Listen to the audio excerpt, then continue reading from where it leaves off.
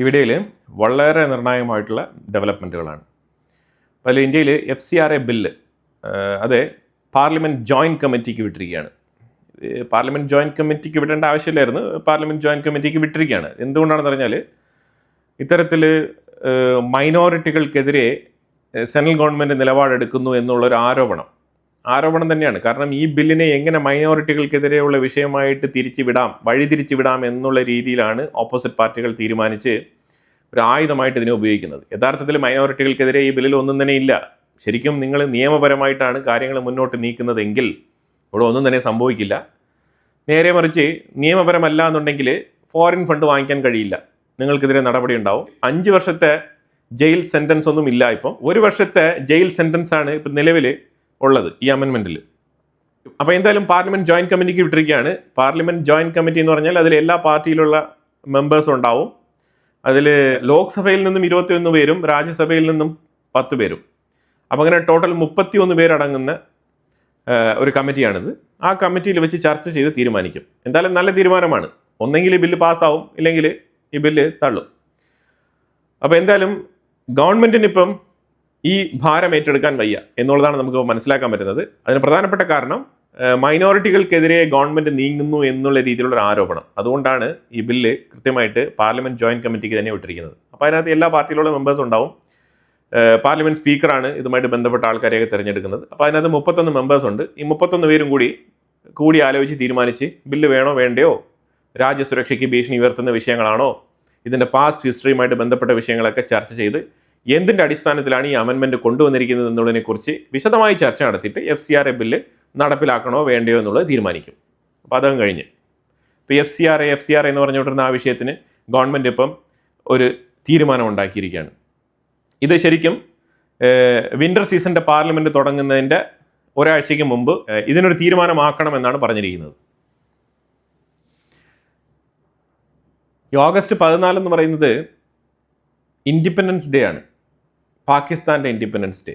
അപ്പോൾ അവിടെ ഷഹബാസ് ഷെരീഫ് പാകിസ്ഥാനെ അഡ്രസ്സ് ചെയ്ത സമയത്ത് ഈ ഇൻഡസ് വാട്ടർ ട്രീറ്റിയുമായിട്ട് ബന്ധപ്പെട്ട വിഷയം വളരെ എഫക്റ്റീവായിട്ട് ഹാർഷായിട്ട് തന്നെ അവതരിപ്പിച്ചിട്ടുണ്ട്. അതിൽ കാര്യമൊന്നുമില്ല. തീർച്ചയായിട്ടും മൺസൂൺ സമയത്ത് മഴ നല്ല രീതിയിൽ വരുമ്പോഴത്തേക്കും വെള്ളം നമ്മൾ തുറന്നു വിടും, അല്ലെങ്കിൽ കരകവിഞ്ഞൊഴുകും. അതിൽ നമുക്കൊന്നും തന്നെ ചെയ്യാനില്ല. അതിൽ വരുന്ന നാശനഷ്ടങ്ങൾ പാകിസ്ഥാൻ സഹിക്കേണ്ടി വരും. അതാണ് ഇപ്പം നടന്നുകൊണ്ടിരിക്കുന്നത്. അതേസമയം വേനൽ സമയത്ത് നമ്മൾ വെള്ളം തുറന്നു വിടത്തുമില്ല. അപ്പോൾ അവിടെ പാകിസ്ഥാൻ വരണ്ടുണങ്ങി കിടക്കും, കൃഷിയും ചെയ്യാൻ കഴിയില്ല. ഇതാണ് ഇപ്പോൾ നിലവിലെ സാഹചര്യം. അതുകൊണ്ടുണ്ടാകുന്ന ഫിനാൻഷ്യൽ ലോസ് വളരെ വലുതാണ്. ഇതുമായിട്ടൊക്കെ ബന്ധപ്പെട്ടാണ് പാകിസ്ഥാൻ്റെ ഉള്ളിൽ ഷഹബാസ് ഷെരീഫ്, പാകിസ്ഥാൻ്റെ പ്രൈം മിനിസ്റ്റർ ഷഹബാസ് ഷെരീഫ് വലിയ രീതിയിലുള്ളൊരു സ്പീച്ച് കൊടുത്തിരുന്നത്. പക്ഷെ ഇന്ത്യ അതിനെ മൈൻഡ് ചെയ്യുന്നില്ല. എന്തായാലും ഞാനിന്ന് എടുത്ത് പറഞ്ഞതേ ഉള്ളൂ. കാരണം ഈ പാകിസ്ഥാൻ എന്ന് പറയുമ്പോഴത്തേക്കും ഇവിടെ പഹൽഗാമിൽ ആക്രമണം നടത്തിയ സമയത്ത് ഇവിടെ കുറേ ആൾക്കാർ വായും പൊത്തിക്കൊണ്ട് മിണ്ടാതിരുന്നതാണ്. അപ്പോഴൊന്നും അവർക്ക് നാവില്ല. പക്ഷേ തിരിച്ച് ഇന്ത്യ ഓപ്പറേഷൻ സിന്ദൂർ എന്ന് പറഞ്ഞുകൊണ്ട് പാകിസ്ഥാനികളുടെ മേളിൽ ആക്രമണം നടത്തിയപ്പോൾ ഇന്ത്യക്കുള്ളിൽ നിന്ന് കുറേ പേര് കൂക്കിവിളിയും കരച്ചിലും ബഹളമൊക്കെ തുടങ്ങിയിട്ടുണ്ടായിരുന്നു. പാകിസ്ഥാനെ അറ്റാക്ക് ചെയ്യുമ്പോൾ ഇവിടെ ഇന്ത്യക്കുള്ളിൽ ചില ആൾക്കാർക്ക് ഭയങ്കരമായിട്ടുള്ള ബുദ്ധിമുട്ടുണ്ടാവും. അതെന്തുകൊണ്ടാണെന്ന് എനിക്കറിയത്തില്ല. അത് പണ്ടേ അങ്ങനെയാണെന്ന് തോന്നുന്നു. ഇന്ത്യയുടെ ഗ്ലോബൽ സപ്പോർട്ടുമായിട്ട് ബന്ധപ്പെട്ട് പ്യൂ റിസർച്ച് സർവേ നടത്തിയിട്ടുണ്ടായിരുന്നു. അപ്പോൾ ഈ പ്യൂ റിസർച്ച് സെൻറ്റർ നടത്തിയ സർവേയിൽ ശ്രീലങ്കയിലും UK യിലുമൊക്കെ ഇന്ത്യക്ക് വലിയ സ്വീകാര്യത ഉണ്ട് എന്നുള്ള രീതിയിലാണ് സർവേ ഫലം പുറത്തു വന്നിരിക്കുന്നത്. ശ്രീലങ്കയിൽ 79%, UK യിൽ 71%മാണ് ഇന്ത്യയുടെ ഗ്ലോബൽ ഗുഡ് വിൽ. ആ ലിസ്റ്റിലാണ് പ്യൂ റിസർച്ച് ഇന്ത്യയെ പെടുത്തിയിരിക്കുന്നത്. 42,000 പേരെടുത്താണ് ഈ സർവേയുമായിട്ട് ബന്ധപ്പെട്ട് ചോദ്യങ്ങൾ ഉയർത്തിയത് എന്നാണ് പ്യൂ റിസർച്ച് അതിൻ്റെ ഡേറ്റ വെളിപ്പെടുത്തിയിരിക്കുന്നത്. China blocked Indian army patrolling in Arunachal പ്രദേശിൻ്റെ ചില പ്രദേശങ്ങളിൽ ഇന്ത്യൻ ആർമിയുടെ പെട്രോളിങ്ങിനെ ചൈന തടഞ്ഞതായിട്ട് രാഹുൽ ഗാന്ധി പറഞ്ഞിട്ടുണ്ട്. ഇതുമായിട്ട് ബന്ധപ്പെട്ട് ഇന്ത്യൻ ആർമിയുടെ സൈഡിൽ നിന്നോ അല്ലെങ്കിൽ ഗവൺമെൻറ്റിൻ്റെ സൈഡിൽ നിന്നോ ഫോറിൻ മിനിസ്ട്രിയുടെ സൈഡിൽ നിന്നോ വാർത്തകൾ പുറത്തു വന്നിട്ടില്ല. പ്രതിപക്ഷ നേതാവായിട്ടുള്ള രാഹുൽ ഗാന്ധിയാണ് ഇതുമായിട്ട് ബന്ധപ്പെട്ട വെളിപ്പെടുത്തൽ നടത്തിയിരിക്കുന്നത്. ഇതിൻ്റെ തെളിവ് സഹിതം കാര്യങ്ങളൊക്കെ മനസ്സിലാക്കേണ്ടതുണ്ട്. പലരും കമൻറ്റ് ബോക്സിൽ വന്നിട്ട് അരുണാചൽ പ്രദേശുമായിട്ട് ബന്ധപ്പെട്ട വിഷയത്തിലുള്ള ക്ലിയർ എക്സ്പ്ലനേഷൻ ചോദിച്ചിട്ടുണ്ടായിരുന്നു. ഇതിപ്പോൾ എനിക്കിപ്പോൾ ഇതിനകത്ത് പറയാനുള്ള കാര്യം വെച്ചാൽ എൻ്റെ അറിവിൽ അരുണാചൽ പ്രദേശിൻ്റെ ചില സ്ഥലങ്ങളിൽ, അതായത് ഇന്ത്യൻ ടെറിട്ടറിയിൽ ഉൾപ്പെടുന്ന 23 സ്ഥലങ്ങളിലേക്ക് ചൈനയുടെ പേര് മാറ്റി വെച്ചിട്ടുണ്ട്. അല്ലാതെ അരുണാചൽ പ്രദേശിൻ്റെ സ്ഥലം കയറി പിടിച്ചതായിട്ട് ഇതുവരെ കൺഫേം ആയിട്ടുള്ള വാർത്തയൊന്നും എനിക്ക് കിട്ടിയിട്ടില്ല. കിട്ടാത്ത സാഹചര്യത്തിൽ എനിക്ക് അതുമായിട്ട് ബന്ധപ്പെട്ട് ആധികാരികമായിട്ട് ഒന്നും തന്നെ പറയാൻ പറ്റത്തില്ല. തീർച്ചയായിട്ടും ചൈന അങ്ങനെ സ്ഥലം കയ്യേറിയെങ്കിൽ തീർച്ചയായിട്ടും അതൊരു ക്ലാഷിലേക്ക് തന്നെ അവസാനിക്കും. അതിൽ യാതൊരു മാറ്റമില്ല. നിലവിൽ ചൈന അങ്ങനെ സ്ഥലങ്ങൾ കയറി പിടിക്കാനുള്ള സാധ്യത വളരെ കുറവാണ്. കാരണം ഇപ്പോൾ ചൈന ഇന്ത്യയുമായിട്ടൊരു ക്ലാഷ് ആഗ്രഹിക്കുന്നില്ല. അതാണ് അതിൻ്റെ യാഥാർത്ഥ്യം.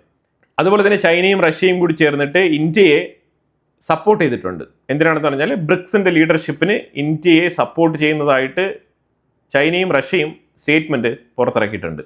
അപ്പോൾ ഈ ഒരു സാഹചര്യത്തിൽ ചൈന ഒരിക്കലും അരുണാചൽ പ്രദേശിലെ സ്ഥലങ്ങൾ അങ്ങനെ കയറി പിടിക്കില്ല. തീർച്ചയായിട്ടും അവർക്ക് പല രീതിയിലുള്ള ക്ലെയിം ഉണ്ട്, ഡിസ്പ്യൂട്ട് ക്ലെയിം ഉണ്ട്. അപ്പോൾ അവരെ ക്ലെയിമൊക്കെ ഉന്നയിക്കുന്നുണ്ട്. പക്ഷേ ഇതുവരെ ഫിസിക്കലി ആ സ്ഥലങ്ങളൊന്നും ഒക്കുപ്പൈ ചെയ്തിട്ടില്ല എന്നുള്ളതാണ് ഇതുവരെയുള്ള നമ്മുടെ അറിവ്. ഇനി അഥവാ ഒക്കുപ്പൈ ചെയ്താൽ അത് അടുത്ത യുദ്ധത്തിലേക്ക് തന്നെ നമ്മളെ കൊണ്ടെത്തിക്കും. പക്ഷേ ചൈനയോ ഇന്ത്യയോ ഇപ്പം നിലവിലൊരു യുദ്ധം ആഗ്രഹിക്കുന്ന രാജ്യങ്ങളല്ല രണ്ട് രാജ്യങ്ങളും. ചർച്ചയിലൂടെ കാര്യങ്ങൾ പരിഹരിക്കാം എന്നാണ് തീരുമാനം. അപ്പോൾ നിലവിൽ അരുണാചൽ പ്രദേശിൽ അങ്ങനെ സ്ഥലം ചൈന കയ്യേറിയിട്ടില്ല എന്നാണ് ഇതുവരെ നമുക്ക് അറിയാൻ കഴിയുന്നത്. LVM-3S C-25 എന്ന് പറഞ്ഞ സാറ്റലൈറ്റ് 9 മാസങ്ങളായിട്ട് ഓർബിറ്റിൽ എത്തിക്കാൻ പറ്റാത്ത അവസ്ഥയിൽ ISRO ശ്രമിച്ചുകൊണ്ടിരിക്കുകയായിരുന്നു. അപ്പം അങ്ങനെ അവസാനം 9 മാസങ്ങൾക്ക് ശേഷം അതിനെ കൃത്യമായിട്ട് ഓർബിറ്റിൽ എത്തിച്ചിട്ടുണ്ട്. കറക്റ്റ് ട്രാക്കിൽ എത്തിച്ചിരിക്കുകയാണ്. ഇത് ISROയുടെ വളരെ വലിയൊരു വിജയമായിട്ടാണ് കരുതപ്പെടുന്നത്. കാരണം ഇത്തരത്തിൽ വിക്ഷേപണം നടത്തി 9 മാസങ്ങൾക്ക് ശേഷം ഒരു സാറ്റലൈറ്റ് കൃത്യമായിട്ട് എർത്തിൻ്റെ ഓർബിറ്റിൽ പൊസിഷൻ ചെയ്ത് കൊണ്ടുവരിക എന്നുള്ളത് അത്ര എളുപ്പത്തിലുള്ള കാര്യമല്ല. പക്ഷെ അത് ഇന്ത്യയെ കൊണ്ട് സാധിച്ചിട്ടുണ്ട്. അതാണ് ISROയുടെ നിലവിലെ ഒരു അച്ചീവ്മെൻറ്റ്. വളരെ വലിയ നേട്ടമാണിത്. ഓഗസ്റ്റ് 15 അമേരിക്ക ഇന്ത്യ ഡേ എന്നുള്ള രീതിയിലാണ് അവർ സെലിബ്രേറ്റ് ചെയ്യുന്നത്. India day. ഇന്ത്യ സ്പേസ് സെക്ടറിൽ നമ്പർ 1 എന്നാണ് ഓസ്ട്രേലിയ പറഞ്ഞിരിക്കുന്നത്. സ്പേസ് പവർ ഹൗസ് എന്നാണ് പുള്ളിക്കാരൻ വിശേഷിപ്പിച്ചിരിക്കുന്നത്. അതോടൊപ്പം ഓസ്ട്രേലിയ സ്പേസ് മേഖലയിൽ ഇന്ത്യയുമായിട്ട് ഡീപ്പർ ലെവലിൽ കോപ്പറേറ്റ് ചെയ്ത് വർക്ക് ചെയ്യാനാണ് താല്പര്യപ്പെടുന്നതെന്നാണ് പറഞ്ഞിരിക്കുന്നത് പുള്ളിക്കാരൻ. ഇന്ത്യൻ ഗവൺമെൻറ് കൈലാഷ് മാൻസറോവർ യാത്രയ്ക്ക് വേണ്ടിയിട്ടുള്ള സകല സപ്പോർട്ടും ചെയ്തു കൊടുക്കും എന്ന് പറഞ്ഞിട്ടുണ്ട്. പ്രത്യേകിച്ച് സെക്യൂരിറ്റി ഉൾപ്പെടെയുള്ള വിഷയങ്ങളിലാണ് ഗവൺമെൻറ് ഏറ്റവും കൂടുതൽ ഫോക്കസ് ചെയ്തിരിക്കുന്നത്. ചൈനയുമായിട്ട് വിഷയങ്ങളൊക്കെ സംസാരിച്ച് ഒത്തുതീർപ്പാക്കിയിട്ടുണ്ട് ഈ കൈലാഷ് മാൻസറോവർ യാത്രയുമായിട്ട് ബന്ധപ്പെട്ട വിഷയത്തിൽ. American navy George Washington will replace USS Abraham Lincoln. Abraham ലിങ്കനിലെ ജോലിക്കാരുടെ മെൻ്റൽ ഹെൽത്ത് സസ്റ്റെയിൻ ചെയ്ത് കൊണ്ടുപോകുന്നതിൻ്റെ ഭാഗമായിട്ട് ആ കപ്പലിനെ റീപ്ലേസ് ചെയ്യാണ്. ഒപ്പം എംപ്ലോയീസിനെയും. ഓസ്ട്രേലിയൻ PM മോറിസൺ പറഞ്ഞിരിക്കുന്നത് ഒരു വാണിംഗ് ആണ്. ചൈന ഇൻഡോ പസഫിക് റീജിയനിൽ അവരുടെ ഇൻഫ്ലുവൻസ് വർദ്ധിപ്പിക്കുന്നതായിട്ട് പുള്ളിക്കാരൻ ചൂണ്ടിക്കാണിക്കുന്നുണ്ട്. ഫ്രാൻസിൻ്റെ നെക്സ്റ്റ് ജെൻ ഫൈറ്റർ ജെറ്റ് പ്രോഗ്രാമിൽ നിന്നും ജർമ്മനി പുറത്തുപോയ ഗ്യാപ്പിൽ ഇന്ത്യ അതിൽ ജോയിൻ ചെയ്യാൻ വേണ്ടിയിട്ടുള്ള സകല മാർഗങ്ങളും നോക്കുന്നുണ്ട്. ഫ്രാൻസ് ഇന്ത്യയെ സ്ട്രോങ്ലി റെക്കമെൻഡ് ചെയ്യുന്നുമുണ്ട്. 6th ജെൻ ഫൈറ്റർ ജെറ്റുമായിട്ട് ബന്ധപ്പെട്ട പ്രോജക്റ്റാണിത്. ഈ വിഷയം ചൈനീസ് മീഡിയ വളരെ ആശങ്കയോടുകൂടി പബ്ലിഷ് ചെയ്തിട്ടുണ്ട്. ഇന്ത്യയുടെ 6th ജെൻ ഫൈറ്റർ ജെറ്റ് പ്രോഗ്രാമിൽ ഫ്രാൻസുമായിട്ട് ചേർന്ന് പ്രവർത്തിക്കാനുള്ള താല്പര്യത്തിനെ ആശങ്കയോടുകൂടി ചൈന നോക്കിക്കാണുന്നു എന്നുള്ളതാണ്. ഇന്ത്യയുടെ പ്രൈവറ്റ് സ്പേസ് ഫേംസ് 2027-28 ഏതാണ്ട് 8 കമേഴ്ഷ്യൽ ലോഞ്ചസ് നടത്തുമെന്നാണ് പറഞ്ഞിരിക്കുന്നത്. ഇന്ത്യയുടെ സ്പേസ് സ്റ്റാർട്ടപ്പ് പ്രോഗ്രാംസുമായിട്ട് ബന്ധപ്പെട്ട വിഷയത്തിലെ ഇൻവെസ്റ്റ്മെൻറ്റ് $618.5 മില്യൺ വർദ്ധിച്ചിരിക്കുകയാണ്. ഓഗസ്റ്റ് 15 ഇൻഡിപെൻഡൻസ് ഡേയുടെ സെലിബ്രേഷനുമായിട്ട് ബന്ധപ്പെട്ട് ഡൽഹിയിൽ 19 ക്രിമിനലുകളുടെ ലിസ്റ്റ് വാണ്ടഡ് ലിസ്റ്റ് എന്നുള്ള പേരിൽ ഒട്ടിച്ചിരിക്കുകയാണ്. അവിടെ ഹൈ ലെവൽ സെക്യൂരിറ്റിയാണ് ഡൽഹിയിൽ പ്രൊവൈഡ് ചെയ്തിരിക്കുന്നത്. അതിൻ്റെ ഇടയ്ക്കാണ് ഇത്തരത്തിലുള്ള വാണ്ടഡ് ക്രിമിനൽസിൻ്റെ ലിസ്റ്റ് പബ്ലിഷ് ചെയ്തിരിക്കുന്നത്. അത് പബ്ലിഷ് ചെയ്തത് മാത്രമല്ല പോസ്റ്ററാക്കി ചുമരിൽ ഒട്ടിച്ചിരിക്കുകയാണ് പല ഭാഗങ്ങളിലും. ഇനി പാകിസ്ഥാനുമായിട്ട് ബന്ധപ്പെട്ട ഒരു ഭിക്ഷാടന കഥയാണ്. ശരിക്കും പറഞ്ഞാൽ പാകിസ്ഥാൻ അമേരിക്ക എടുത്ത് പോയിട്ട് ഞങ്ങൾക്ക് 10 ബില്യൺ എങ്ങനെയെങ്കിലും തന്ന് സഹായിക്കണം എന്ന് പറഞ്ഞിട്ട് ഒരു 2 ആഴ്ചയ്ക്ക് മുമ്പ് ട്രംപിൻ്റെ അടുത്ത് പോയി ഇരക്കുകയുണ്ടായി. അങ്ങനെ ഏറുന്ന സാഹചര്യത്തിൽ ട്രംപ് പറഞ്ഞത് തരാമല്ലോ, നിങ്ങൾ ചെല്ലൂ, ഞാൻ ആലോചിച്ചിട്ട് തരാം, പൈസ ഇപ്പോൾ പെട്ടെന്ന് പോക്കറ്റിലില്ല, ഇപ്പോൾ എല്ലാം ബാങ്ക് അക്കൗണ്ടിലാണ്, അപ്പോൾ എല്ലാം എൻ്റെ അക്കൗണ്ടിലാണ് കിടക്കുന്നത്, അപ്പം നിങ്ങൾക്ക് പെട്ടെന്ന് അക്കൗണ്ടില്ലല്ലോ, അപ്പോൾ അതുകൊണ്ട് ട്രാൻസ്ഫർ ചെയ്യാൻ പറ്റത്തില്ല, നിങ്ങൾ ചെല്ലൂ, ഞാൻ ആലോചിച്ചിട്ട് പറയാമെന്ന് പറഞ്ഞിട്ട് പറഞ്ഞു വിട്ടു.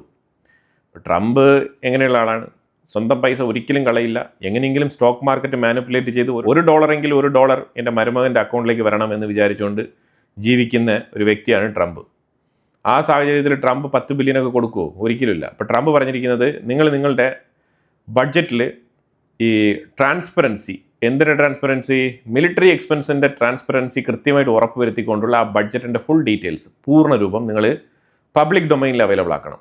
നിങ്ങളുടെ കണക്കും കാര്യങ്ങളൊക്കെ പബ്ലിക് ഡൊമൈനിലുണ്ട്, പക്ഷേ മിലിറ്ററിയുമായിട്ട് ബന്ധപ്പെട്ട്, ഡിഫൻസുമായിട്ട് ബന്ധപ്പെട്ട കണക്ക് കൃത്യമായിട്ട് നിങ്ങൾ പൊതുജനങ്ങളെ അറിയിക്കണം. അത് അറിയിച്ചു കഴിഞ്ഞിട്ട് നമുക്ക് ബാക്കി കാര്യം തീരുമാനിക്കാമെന്നാണ് പറഞ്ഞിരിക്കുന്നത്. ട്രംപിന് ഭയങ്കര ബുദ്ധിയാണ്. അമേരിക്ക പറഞ്ഞതനുസരിച്ച് പൈസ കിട്ടാൻ വേണ്ടിയിട്ട് ഇനി ഷഹബാസ് ഷെരീഫും അസീം മുനീറും കൂടെ ചേർന്ന് ഇരുന്ന് സംസാരിച്ച് കൃത്യമായിട്ട് ഞങ്ങൾ ഇന്ന കാര്യങ്ങൾക്കൊക്കെയാണ് ചിലവാക്കിയതെന്ന് പറഞ്ഞിട്ട് അവിടെ പബ്ലിഷ് ചെയ്ത് കഴിഞ്ഞാൽ, അപ്പോൾ ഈ ലോൺ വാങ്ങിച്ച പൈസയൊക്കെ അതിൻ്റെ ഉള്ളിൽ വരും. IMF-ൽ നിന്നും ബെയിലൗട്ട് എടുത്ത് മുന്നോട്ട് പോകുന്ന ഒരു സമയമുണ്ടല്ലോ. അപ്പോൾ കൃത്യമായിട്ട് ഇവർ എവിടെയൊക്കെയാണ് ഈ സ്പെൻഡ് ചെയ്തിരിക്കുന്നുള്ളതിനെക്കുറിച്ചുള്ള പൂർണ്ണ വിവരം പൊതുജനങ്ങൾക്ക് അറിയാൻ കഴിയും. അങ്ങനെ അറിഞ്ഞു കഴിഞ്ഞാൽ അവിടെ ശരിക്കും നല്ല രീതിയിലുള്ളൊരു കലാപം പൊട്ടിപ്പുറപ്പെടാനുള്ള സാധ്യത വളരെ കൂടുതലാണ്. ഞാൻ ഇന്നലത്തെ വാർത്തയിൽ പറഞ്ഞിരുന്നത് പോലെ തന്നെ പാകിസ്ഥാൻ പല കഷ്ണങ്ങളായിട്ട് മുറിച്ച് വിഭജിച്ച് പല സ്റ്റേറ്റുകളായിട്ട് മാറ്റി തീർക്കാൻ വേണ്ടിയിട്ട് അസീം മുനീർ കച്ചകെട്ടി നിൽക്കുന്ന ഒരു സമയമാണ്. ആ സമയത്ത് ഒരു പ്രതിഷേധം ഉണ്ടായിക്കഴിഞ്ഞാൽ തീർച്ചയായിട്ടും അതിനെ എങ്ങനെ യൂട്ടിലൈസ് ചെയ്യാമെന്നായിരിക്കും അസീം മുനീർ ചിന്തിക്കുക. അപ്പോൾ എന്നാലും നിലവിൽ ട്രംപ് പൈസ കൊടുക്കാൻ തയ്യാറല്ല. നിങ്ങളുടെ കണക്കും കാര്യങ്ങളും കൃത്യമായിട്ടുള്ള ബഡ്ജറ്റും കാര്യങ്ങളെല്ലാം തന്നെ നിങ്ങൾ പബ്ലിക്കായിട്ട് അവൈലബിൾ ആക്കുമെന്നാണ് പറഞ്ഞിരിക്കുന്നത് ട്രംപ്. എന്നാലേ പൈസ തരുമെന്നൊന്നും പറഞ്ഞിട്ടില്ല കേട്ടോ. പൈസയെക്കുറിച്ച് ഇതുവരെ മിണ്ടിയിട്ടില്ല. എൻ്റെ ഇൻസ്ട്രക്ഷൻസ് ഇതാണ്, അത് നിങ്ങൾ ആദ്യം ഫോളോ ചെയ്യുന്നതാണ് പറഞ്ഞിരിക്കുന്നത്. അപ്പോൾ എന്തായാലും ഈ കൊമേഡിയൻസ് ഇപ്പം അതുമായിട്ട് ബന്ധപ്പെട്ട നീക്കങ്ങൾ നടത്തണോ വേണ്ടിയോ എന്നുള്ള രീതിയിൽ ഗൂഢാലോചന നടത്തിക്കൊണ്ടിരിക്കുകയാണ്. പൈസ കിട്ടുമെന്ന് പറഞ്ഞാൽ ഇവന്മാർ എന്തും കാണിക്കും. അത്തരത്തിലുള്ള കൊമേഡിയൻസാണ് ഈ ഷഹബാസ് ഷെരീഫും അസീം മുനീറും. ഇനിയിപ്പം എന്ത് കോമാളിത്തരങ്ങളാണ് കാണിക്കാൻ പോകുന്നതെന്നുള്ളത് നമ്മൾ കണ്ടറിയണം. എന്തായാലും ഈ എക്സ്പെൻഡിച്ചർ വളരെ ട്രാൻസ്പെറൻ്റ് ആയിട്ട് പബ്ലിഷ് ചെയ്ത് കഴിഞ്ഞാലുണ്ടല്ലോ നല്ല രസമായിരിക്കും, അടിപൊളിയായിരിക്കും കാണാൻ. എന്തായാലും ട്രംപ് കുറേയൊക്കെ ഉറങ്ങി എണീറ്റിട്ട് തീരുമാനിച്ചിട്ടുണ്ട്. ട്രംപിനൊരു തിരിച്ചറിവ് കിട്ടിയിട്ടുണ്ട്. ട്രംപ് ഇപ്പം അക്നോളജ് ചെയ്യുന്നുണ്ട്. എന്താണെന്ന് പറഞ്ഞാൽ ട്രംപ് 3ാം വട്ടവും മത്സരിക്കുമെന്ന് പറഞ്ഞിട്ട് ഭയങ്കരമായിട്ടുള്ള സ്റ്റേറ്റ്മെൻറ്റുകളൊക്കെ പറഞ്ഞുകൊണ്ടിരുന്നല്ലോ. അപ്പോൾ ആ സാഹചര്യത്തിൽ ട്രംപ് ഇപ്പോൾ ഒരു അക്നോളജ്മെൻറ്റിൽ എത്തിയിരിക്കുകയാണ്. അതായത് കോൺസ്റ്റിറ്റ്യൂഷണൽ ലോ അതിനെ അനുവദിക്കുന്നില്ല എന്നുള്ളൊരു തിരിച്ചറിവ് ട്രംപിനുണ്ടായതായിട്ടും, അല്ലാന്നുണ്ടെങ്കിൽ ഞാൻ 3ാമത്തെ വട്ടം മത്സരിച്ചേനെ എന്നൊക്കെ ട്രംപ് ഇപ്പോൾ പറയുന്നുണ്ട്. കുറച്ച് സ്റ്റേറ്റ്മെൻറ്റിന് ഇച്ചിരി മയം വന്നിട്ടുണ്ട്. കാരണം തിരിച്ചറിവ് അതാണ് ഏറ്റവും ഇമ്പോർട്ടൻറ്റ്. ട്രംപിനൊരു തിരിച്ചറിവ് വന്നിട്ടുണ്ട്. അമേരിക്കയിൽ 3ാം വട്ടം ഇപ്പോൾ എനിക്ക് മത്സരിക്കാൻ പറ്റില്ല, അത് കോൺസ്റ്റിറ്റ്യൂഷന് എതിരാണെന്നാണ് ട്രംപ് ഇപ്പോൾ പറയുന്നത്. അപ്പോൾ എന്തായാലും വളരെ നിർണായകമായിട്ടുള്ള കുറച്ച് വിവരങ്ങളാണ് നമ്മൾ ഈ വീഡിയോയിൽ പങ്കുവച്ചത്. ഇതിനെക്കുറിച്ചുള്ള അഭിപ്രായങ്ങൾ കമൻറ്റ് ബോക്സിൽ രേഖപ്പെടുത്തുക. കൂടുതൽ വാർത്തകളുമായിട്ട് അടുത്ത വീഡിയോയിൽ വരാം. Thank you so much.